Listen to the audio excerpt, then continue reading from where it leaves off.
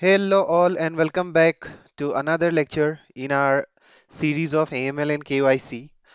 So, today we are going to start with KYC, and this will be a very short video. We are just going to introduce what is KYC. So, let's begin.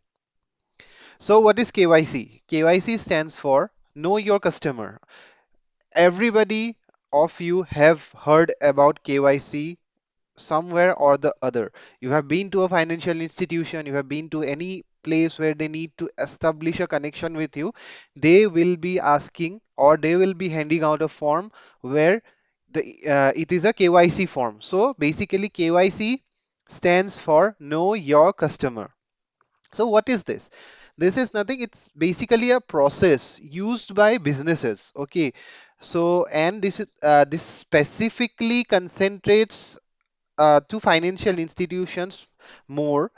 So where this in this process they will verify the identity of the client or the customer or the party with which that particular business is going to establish a relation with. So it is a process in which that particular institution or that business is trying to identify the client or the customer.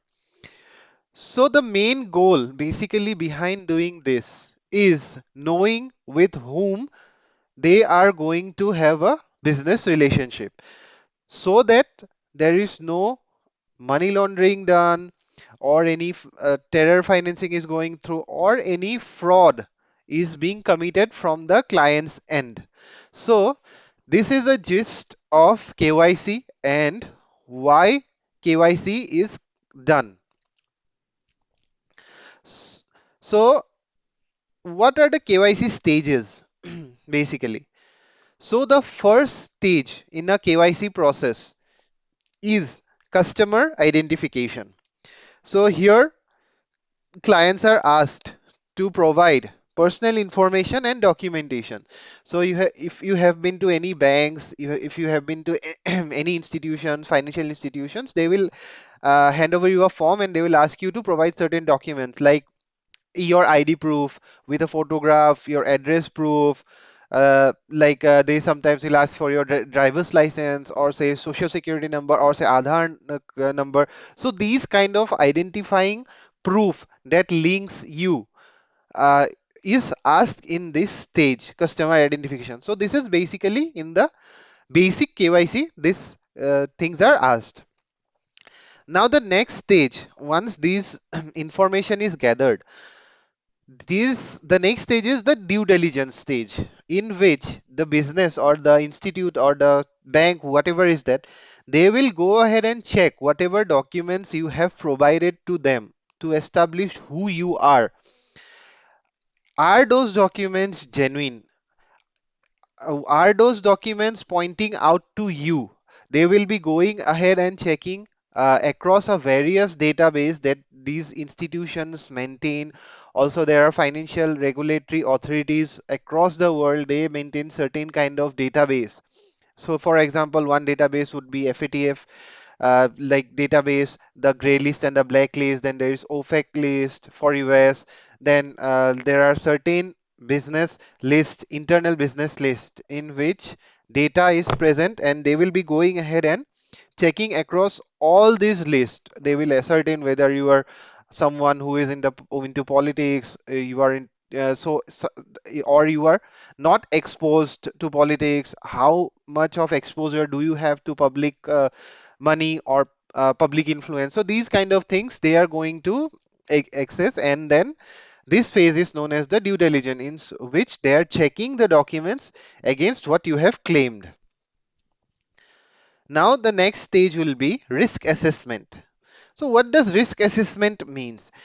So once this due diligence is done, during the due diligence process, when they will go ahead and check whether you fall in places where there are high chances of terrorism, or you are very much exposed politically, or say you have that power or that place in a government institution that you can go ahead and change opinion.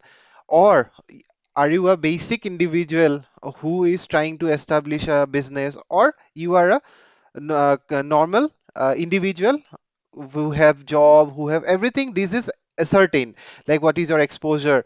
And once this is done, the institutes basically classify these customers or clients into categories such as low risk, high risk, or the medium risk. And they will go ahead and ask for further documentation based on the categories. So here they will ascertain the risk associated with the customer, the client, like whether onboarding them or having a relationship with them will be risky or not. So this is the risk assessment phase. So once this risk assessment phase is done and you are with the organization and they have established the business relationship with you, these organizations will also go ahead and continue with the monitoring. So this is known as the ongoing monitoring. So once you have submitted your documents, that does not mean that these institutes won't be asking you your documents again. It might happen that a client or a like a customer have changed their address or moved to another place, took up new identifications. So all these kind of things need to be informed to the institute or the business, and they will also keep on monitoring, like is there any changes. So if there is changes, they will go ahead and update the database, or there is periodic reviews that are conducted based on, again, on those category that they have assigned, like the high risk, low risk, and the medium risk. So these basically constitute the KYC stages. So once we have already discussed this, like what kind of information basically is asked in a KYC. So the basic identifications, these include name, the say date of birth for individual, then address, then identification numbers like social security, tax identification numbers for corporate or individual.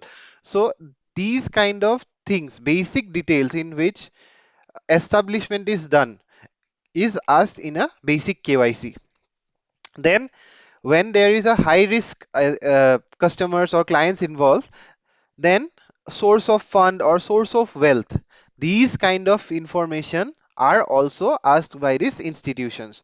So in due course of time, when we are covering the KYC, we will go deep into this, like what is we'll check elements of corporate KYC, like what is corporate KYC and what are the things that is needed. One by one, we will be going ahead and checking. So just for now, remember that in short, KYC is know your customer, and KYC stages can be summed up as customer identification program, or the CIP, in which the institutes or the financial institutes go ahead and identify the customer. Then there is the due diligence for low risk and medium risk. Then for high risk, there is the enhanced due diligence where more information is asked.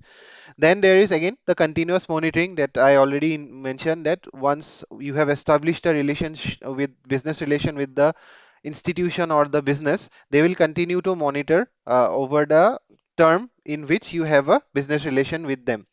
Then if anything is missing, or if anything is out of the way, then there is definitely the reporting and compliance phase, in which they will go ahead and report based on the uh, framework that is set for that organization. So in short, remember, the KYC stages can be summed up in this.